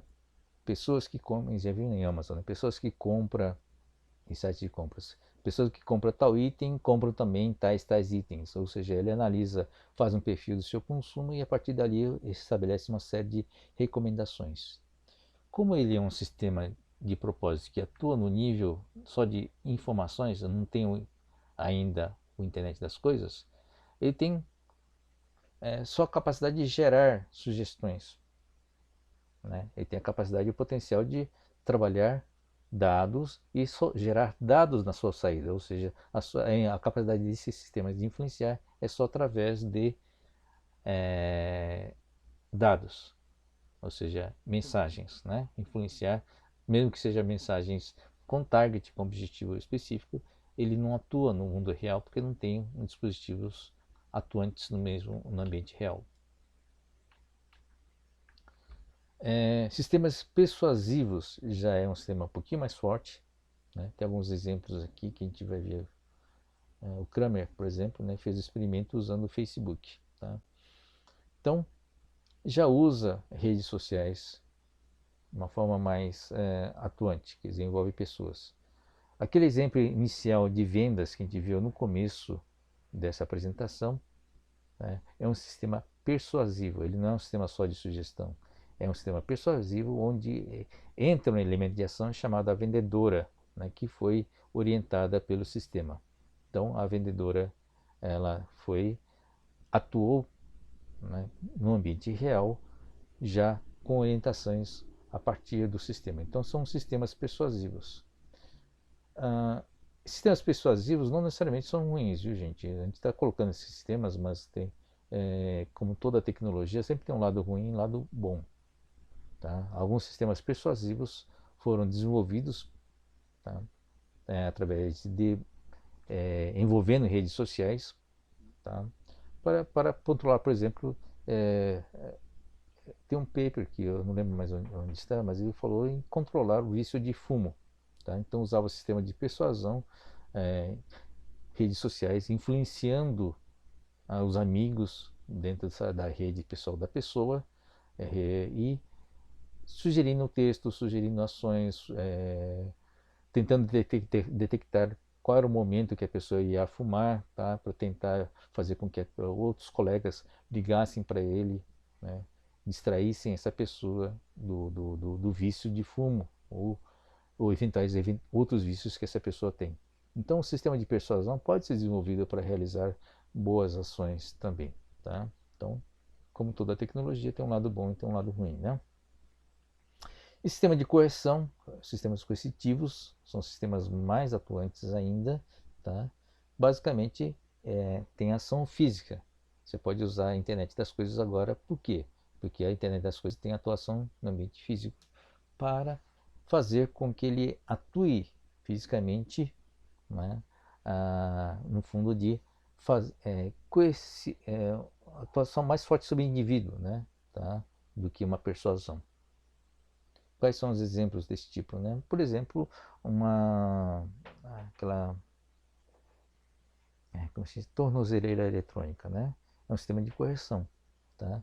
Por quê? Você tem todo um sistema que monitora onde o indivíduo está com a tornozeleira e, atravessando determinados limites, você aciona a polícia para fazer a retenção, né, ou a coerção dessa pessoa. Então, sistemas mais fortes têm atuação no meio ambiente, mesmo que seja indireta, para realizar a coerção. Tá? Aquele exemplo que a gente deu nessa mesma aula sobre o controle da caixa d'água, por exemplo, né, nas suas estágios finais, onde o sistema provocava a falta de água de propósito para forçar a redução de consumo ou para educar as pessoas, são sistemas típicos de coerção, está coagindo a pessoa ou os condôminos a tomarem determinadas ações. Tá? Então, são os exemplos de sistemas de coerção. Tá? Então, dependendo do propósito, você tem esses diversos níveis. E à medida que o IoT e você cria sistemas cada vez mais atuantes no meio ambiente, você passa a ter um potencial de fazer essa coerção. Tá? Então, esse é um bom exemplo aqui. Tá, ok? Bom, essas são as principais mensagens que eu queria passar. E agora vou dar alguns exemplos. Eu queria continuar exemplos aqui, apesar do enfoque desse exemplo ser um pouco político, eu não queria entrar no mérito dessa questão. Estou colocando não essa discussão de esquerda ou direita, tá, em termos políticos, que é uma discussão, na minha opinião, já ultrapassada, mas a minha preocupação principal nesse próximo exemplo é a minha preocupação em que está se utilizando, né, alguns elementos que, no fundo, eu sou contra essa utilização, tá? Que são medo, e o ódio. É o discurso de medo e do ódio para manipulação das pessoas, tá? Então, muita atenção aqui, que realmente não estou fazendo apologia a nenhum partido político, tá, gente? Então, vamos lá. Qual é o efeito de um sistema hoje, né? Estamos no nível de não IoT, mas a discussão ainda é de sistemas sociais mediados por computação. Estamos nesse estágio aqui. Vamos lá. Está aqui, né? Estágio secundário, aqui. Tá? Nós não temos ainda IoT, mas já temos um sistema aqui no meio que faz a mediação por computador. Tá? Vamos lá rapidamente, por falta de tempo. Tá? Então, você já tem um sistema que tem uma atuação mundial, global, né? Disponibilidade qualquer hora e qualquer tempo, e um sistema com propósito. Tá? Tem feedback e tem algoritmos. Tá? Então, e já tem uma capacidade justamente para usar data mining, por exemplo, fazer um micro-targeting, quer dizer, gerar ações ou gerar informações para atuar no nível individual. Tá? O grande lance aqui é a manipulação através de emoções. Tá? É o caso do Facebook, por exemplo, o artigo do Kramer e do Cambridge Analytica. Tá? A gente vai ver esses dois casos, esses dois exemplos, e o mais importante, né, o uso dessas emoções, né, medo e o ódio. Tá? A questão é se as nossas opiniões podem ser manipuladas. Tá? Tem uma coisa chamada o conceito, né, de líderes de opinião, tá? E a discussão novamente do mutual trust, quer dizer, confiança mútua. A importância das emoções nesse contexto. Tá? O próprio, quando fez a discussão da semiótica, né, o próprio Peirce já discutia, né, que as emoções tinham um papel fundamental no efeito, né, do representante, né, no interpretante. Quer dizer, aquilo que você, a partir do representante, aquilo que surge na sua mente, né, ele não é uma coisa direta. Né? O fato de você ver um sinal e você gerar um resultante na sua mente, um interpretante na sua mente, ele não é um contexto direto e simples, porque tem a interferência da emoção. Tá? Então a gente pode tentar ver como isso é impactado a partir da importância das emoções. E as emoções mais relevantes sob o ponto de vista de mensagem ou de gerar um efeito do outro lado são justamente as emoções negativas, que é o medo, medo e ódio, né? Tá? Medo e a raiva. Por que essas emoções negativas? Ela tem uma base biológica. Tá? Um sentido mais primário, né, tem efeito muito forte, inclusive na memória. Se você analisar a sua memória do que você lembra, você pode reparar que são as coisas negativas que se mantêm mais permanentemente na memória, que você lembra mais fácil. Por quê? Porque um animal, por exemplo, que escapa do seu predador, ele tem que estar vivo, claro, né? Escapa do predador, ele tem que lembrar claramente o que aconteceu, o que ele fez de errado para que ele cair naquela situação. Então, o medo, ele tem um potencial muito forte de você ter uma retenção em termos de memória e tem um efeito psicológico muito forte, né, no indivíduo, independentemente, inclusive, bom, de ser um nível animal superior ou não. Então, a gente retém, somos animais biológicos também, nós temos essa capacidade já da própria evolução de reter e ter um efeito maior em reação maior em função do medo e do ódio. Tá? Então, essas coisas todas têm uma base biológica. Uma coisa que vai discutir também é efeito da coletivo, né? Efeito da multidão. Tá? E usado, né, historicamente por várias organizações. Duas grandes organizações históricas, né, que existem há milênios, que sobrevivem até hoje, tá? sob o ponto de vista social, é baseado no medo e no ódio. Tá? Então, o que a gente pode falar? Primeiro, quais são essas duas organizações que existem há milênios, né, na nossa sociedade? Tá? Então, a primeira são organizações militares e a segunda são organizações sociológicas. Tá? Então, em qualquer aldeia indígena, o que você tem em termos de organização em cima do topo? Você tem um líder militar, que é o cacique, e um líder religioso, que é o pajé. Tá? Então, esse é um efeito também biológico. Né? Então, estruturas, organizações militares são baseadas em medo e ódio, tá? Nas suas ações, na sua própria organização. E a igreja também, né? Desculpa, igreja não, estruturas religiosas, não é só a igreja, tá? É baseado no medo da morte, né? No, no medo do desconhecido. Tudo isso fez essa construção religiosa, né? Essa organização religiosa se manter durante milênios. Tá? Então, existe uma eficiência, né? Sob o ponto de vista até de gestão, de administração, de usar esses recursos para manter a organização ou manter a eficiência do trabalho organizacional com o uso dessas emoções. Bom, a tecnologia de comunicação foi um grande, né, um processo que permitiu esse desenvolvimento dessa tecnologia de comunicação, ou de comunicação de massa, né, que permitiu a evolução dessas tecnologias, dessas forças usando, né, para agregar pessoas, agregar e trabalhar as pessoas. Então nós temos essas evoluções em vários estágios. O primeiro estágio é realmente uma conversa, né, física, né, de pessoa a pessoa, ou pessoa com uma audiência, né, tá? Nos teatros gregos, né, e o discurso, a oratória tinha um papel fundamental, tá? Na influência através da fala, mas isso era limitado no tempo e no local, né?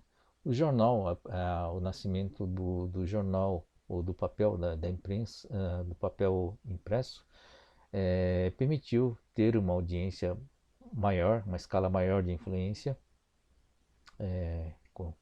com papel circulando em vários lugares, mas mesmo assim se tinha as restrições de tempo e de local, tá? Então vários escritos passaram a ter uma vida muito mais longa, né? Séculos depois você conseguia ler autores, né, antigos, mas a influência do papel estava restrito àqueles que conseguiam ler, né, e conseguiam escrever, tá? A TV, desculpe, a rádio antes da TV, né, aumentou muito essa escala porque liberou, né, a influência da capacidade de leitura. Então, a rádio teve impacto realmente pela primeira vez uma escala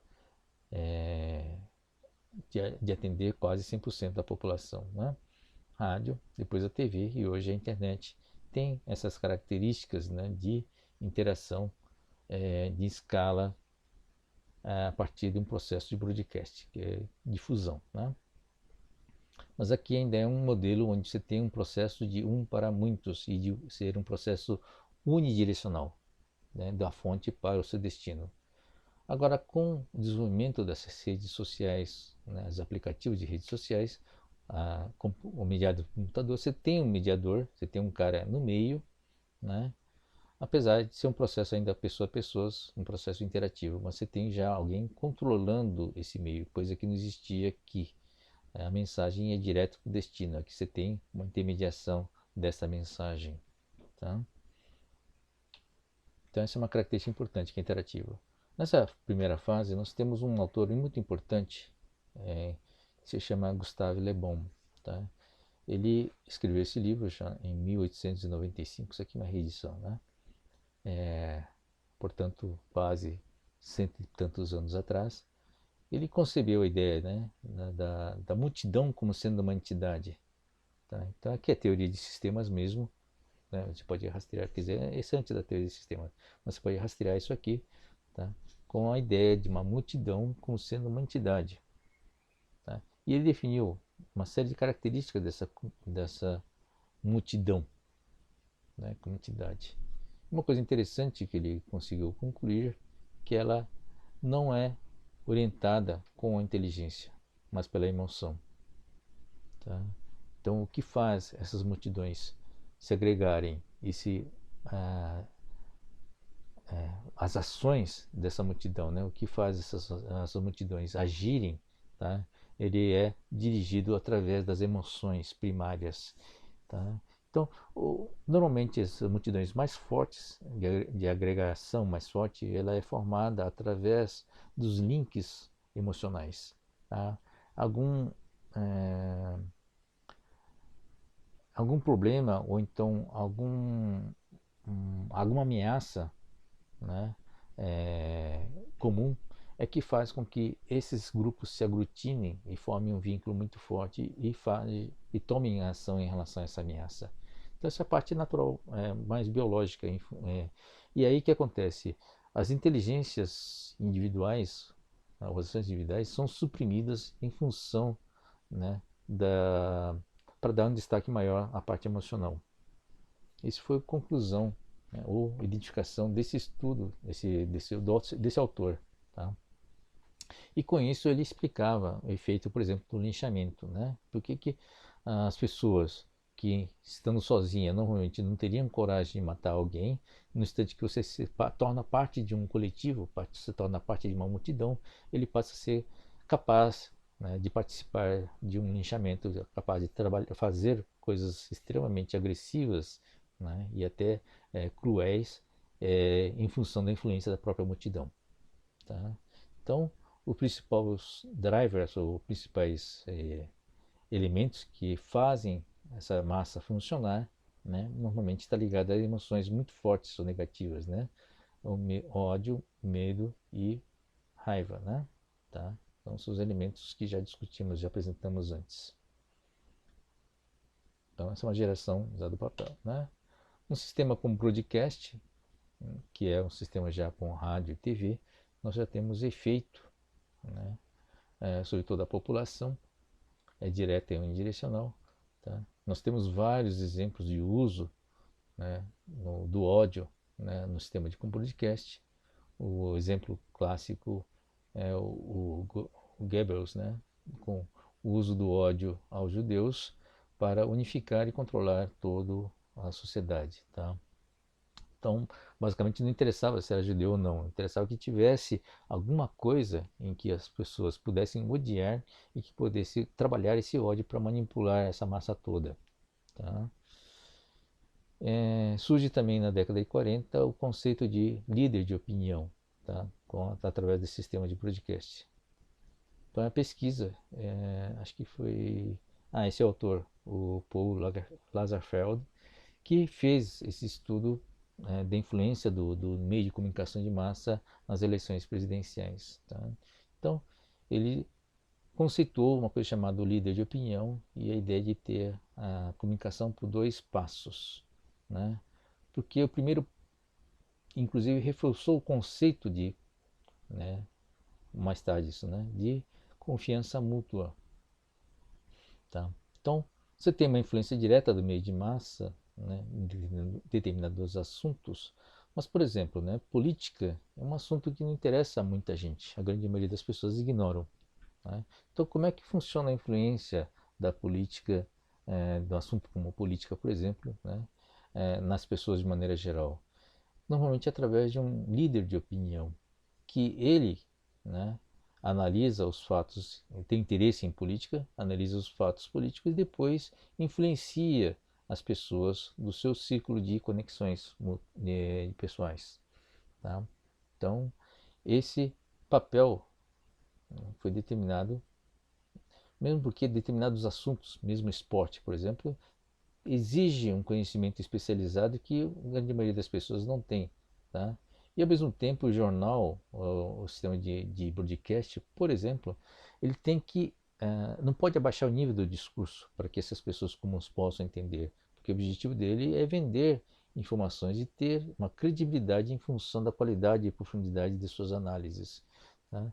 O problema é que quando envolve um nível mais profundo de discussão, a maioria das pessoas não estão interessadas, mas o líder de opinião não. Tá? Então, a influência, né, comunicação por dois passos, na verdade, é uma coisa interessante, porque, né, o pessoal aqui do broadcast passa a preparar suas mensagens para gerar um efeito no líder de opinião, porque ele sabe que ele vai propagar a sua influência, a sua opinião através das pessoas nas suas redes sociais. Tá? Esse é um bom exemplo que foi determinado, né, como influência e a importância dessas redes de confiança. E hoje nós temos isso, né, nas redes sociais. Tá? Nós temos o Hub. Hoje, essa aqui é uma rede, não é uma rede mais pessoal, mas uma rede virtual formada por hubs, né? Tá? Onde a opinião líder, o líder de opinião é um elemento dentro desse hub. Tá? Não sei como vocês chamam, acho que chamam de influencers, né, no YouTube. Tá? Então esse é o papel hoje desses influenciadores de opinião. Veja que a estrutura básica não mudou, porque a base desses vínculos sociais, no fundo, são seres humanos, né? Tem uma base biológica para isso. Tá? Então, a estrutura social digital ou virtual reflete basicamente o que acontece no mundo real, só que uma escala muito maior, né? No sistema de broadcast, a preocupação é interessante, né? Como manipular a opinião, né? Porque é importante vender produtos, tá?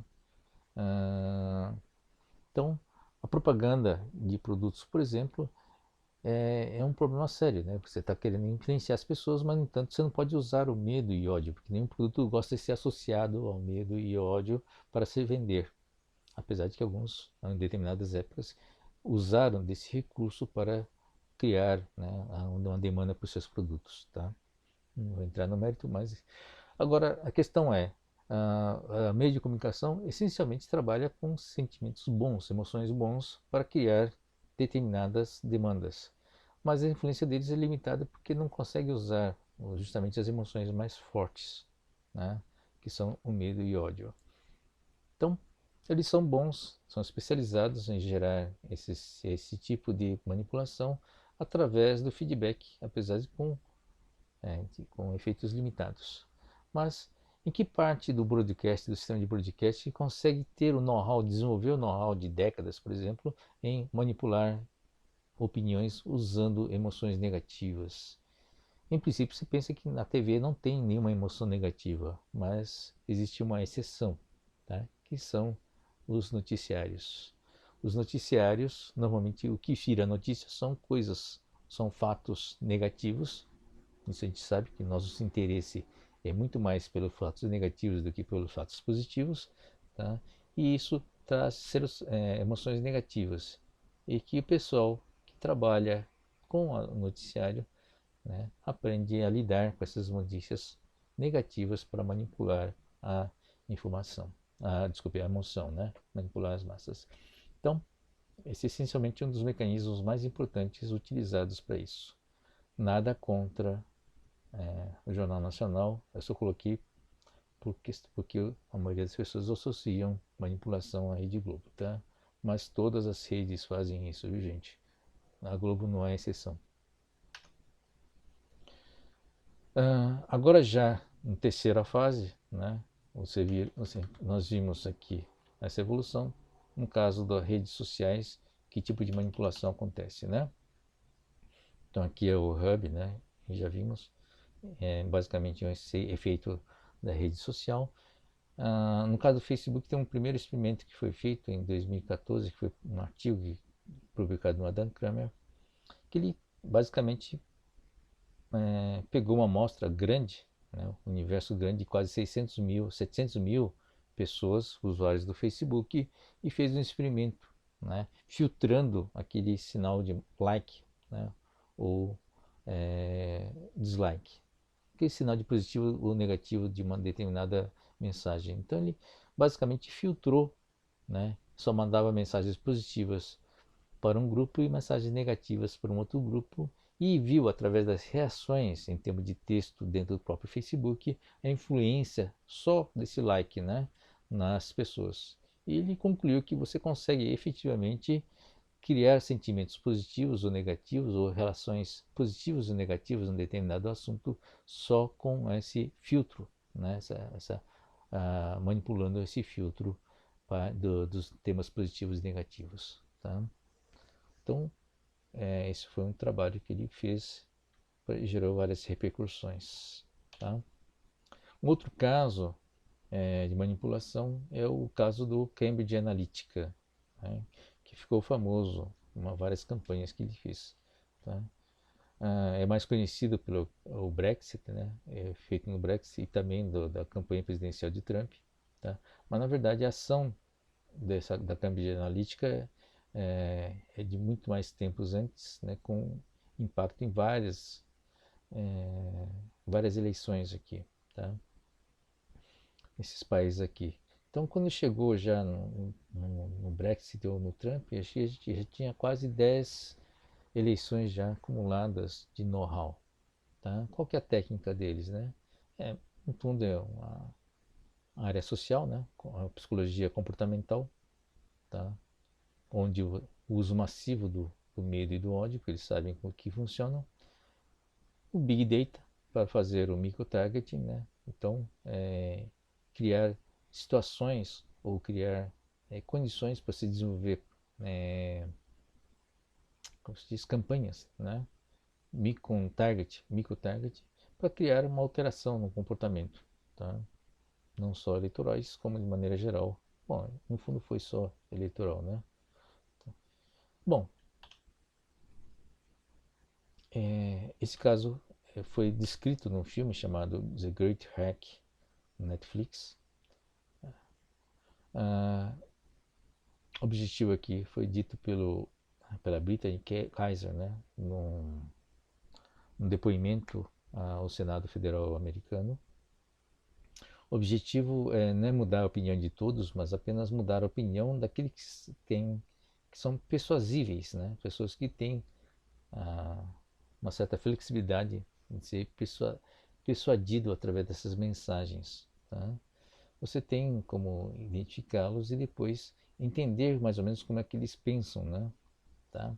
E a partir de dados, né? A câmera analítica pode identificar e persuadi-los através de mensagens micro-targets, né? Individualizados. Tá? Então, o objetivo realmente não é de pegar e alterar o pensamento de todo mundo, mas somente aquele percentual necessário para fazer uma virada de uma eleição. Tá? O Trump, por exemplo, ganhou a eleição com a diferença de 1 ou 2% de votos. O Brexit também ganhou a diferença muito pequena. Né? Então, se você não precisa manipular 50%, você manipula apenas os 5% que fazem diferença, fazem o balanço virar de um lado ou de outro. Tá? No caso de uma campanha aqui das eleições aqui do Trump, na Cambridge Analytica teve acesso a quase, bom, eu não tenho o número, né? Tem que assistir o filme de novo, mas foi quase milhares de pessoas do Facebook, quer dizer, através de eu não sei que através de um meio não tão legal, ele conseguiu acesso dos perfis, né, dos dados individuais de milhares de pessoas do Facebook para fazer, que permitiu desenvolver as ferramentas de comunicação de micro-target para fazer essa manipulação. Tá? Então, aqui a Brittany Kaiser, no seu testemunho, né, a investigação do Senado americano. Tá? E aqui um, um relato, né, uma síntese que eu quis colocar do Roger McNamee, que é um investidor do Facebook. Tá? Ele fala, dá o seguinte destaque aqui, né, que o Facebook foi desenvolvido para chamar atenção. Né? Não interessa se a atenção é positiva ou negativa, né? Porque chamando atenção, né, ele consegue ser um meio de propagação de mensagem de propaganda. O objetivo é ter anunciantes. Né? Tá? E basicamente, né, trabalhar com instintos, né? Ou seja, o medo e a raiva, né, são os meios mais confiáveis de fazer isso. Tá? Então, esse é um destaque dessa fala, né, do Roger McNamee. Então, criar um conjunto de ferramentas que permitem que os anunciantes, né, explorem a parte emocional da audiência, tá, no nível individual. Tá? Então, tem 2,1 bilhão, que são as pessoas ligadas ao Facebook, né? Cada um deles com a sua própria realidade. E se você tem esse acesso a essa realidade, é mais ou menos fácil de manipulá-los. Tá? Então, esse é o lance, né, do uso das redes sociais, dos aplicativos de redes sociais, para trabalhar essa manipulação. E um dos meios primários é justamente o medo e a raiva. Tá bom? Alguns contrapontos. Tá? Então, a conclusão final, né, é realmente a preocupação com o uso dessas emoções para manipulação. A gente viu, eu não vou fazer o exemplo aqui no Brasil, mas vocês devem ter uma noção, né? Nós vivemos essa realidade. Algumas reações. Isso aqui de 2016, né, logo depois das eleições, da eleição do Donald Trump, teve uma iniciativa, né, que é conhecida como Sleeping Giant. Eu recentemente descobri que tem alguma iniciativa dessas aqui no Brasil também. Tá? Bom, qual que é a ideia aqui? Né? Como o Facebook ou diversos sites não discriminam, mesmo o site de maneira geral, ah, não discriminam a sua mensagem em função da mensagem que o site propõe. Então, mesmo o site que usa o medo, o ódio, os sentimentos negativos que não eram possível utilizar aqui nessa fase, lembra? Tá? Quando você faz uma propaganda, você não tenta associar emoções negativas, porque isso pega mal para a imagem do produto em si, tá? Apesar de ser eficiente. Tá? Agora, o que alguns sites, ou o que alguns bom, sites mesmo, né, da internet estão fazendo, né? A partir do uso dos sentimentos negativos, estavam chamando atenção e estava trazendo pessoas para o seu site. E com isso criava volume que atraía anunciantes. Só que, né, o próprio Facebook e a Google não faz uma análise qualitativa, só faz uma análise quantitativa. Se tem muita gente associado ou inscrito nesse site, vou colocar mais, né, vou liberar mais propaganda para ele. Ou seja, isso fazia com que maior volume de atenção gerava mais volume de pessoas assistindo que repercutiam em maior recursos, né, maior dinheiro para a colocação das propagandas. Tá? O Sleeping Giants fez o seguinte, basicamente ele falou, olha, pessoal, né, tem esse site aqui tem mensagens negativas e o seu produto está sendo anunciado nesse site, porque o Google nem o Facebook está filtrando isso. Tá? Então, a ideia foi alertar e a partir desse alerta, as próprias empresas tomavam providência e pediam, olha, Facebook, não ponha minha propaganda nesse site. Tá? Então, isso foi uma forma de você desenvolver um filtro que nem a Google nem a Facebook estavam interessadas em desenvolver porque restringia realmente a sua fonte de renda. Tá bom? Então, essa iniciativa é interessante porque hoje eu consegui pegar, tá, que existe também uma versão brasileira dessa iniciativa. A conclusão, a gente viu a evolução da rede social, o papel da rede social, tanto sob o ponto de vista científico, como também sob o ponto de vista de desenvolvimento econômico e social, a importância dela. Vimos como evoluiu, como se desenvolveu, a importância, independente da tecnologia, das relações de confiança, né? E o conceito de social affordance, né? nesse contexto. A importância desses redes de sistemas complexos para estudo desses fenômenos sociais, tá? Fenômenos sociais emergentes. Então, o fenômeno multidão, né? Tá? É um fenômeno que envolve sistemas complexos. O papel da internet das coisas, né? E o papel dos sistemas com propósitos, né? São coisas que já existem e já existiram sempre, né? Mas ele tem um papel cada vez mais relevante nesse processo e já teríamos que já começar a discutir as questões éticas e morais associadas a esses sistemas. Tá? Então tem a perspectiva da evolução de sistemas para um sistema coercitivos. Tá? Então nós temos que estar atento a essas consequências Mas também nós temos que ser otimistas, né? Nós temos capacidade de adaptação, né? E não podemos esquecer, né, a natureza simbiótica de sistemas ubíquos. Tá? Nós, seres humanos, conseguimos nos adaptar facilmente a essas tecnologias, esses recursos que vão sendo disponibilizados, né?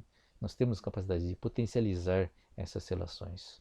Então, a rede social, né, pela própria evolução histórica, a gente viu que tem um grande potencial de gerar grandes benefícios. Tá? Mas cabe a nós estarmos atentos para onde vai esse benefício, né? Vai para a mão de alguns ou se pode ser distribuído para todos. Tem um grande potencial de gerar conhecimento, gerar bem-estar, né? Então, como toda tecnologia, temos que estar atento sempre às suas consequências éticas e morais. Tá bom? Bom, acho que falei demais, são quase 2 horas de apresentação. Vou repetir novamente, ela não é obrigatória, não vai fazer parte, é uma palestra extra, né? Não vai fazer parte do nosso curso, nem vai fazer parte da prova ou do exercício, tá bom? Mas para quem conseguiu assistir até o fim, eu agradeço a paciência e espero que eu tenha contribuído de alguma forma para conhecimento, né, de vocês em relação à informação, tá bom? Aqui estão indicação dos vídeos que eventualmente vocês tenham interesse em assistir, tá bom? Obrigado pela atenção e até a próxima oportunidade. Até logo.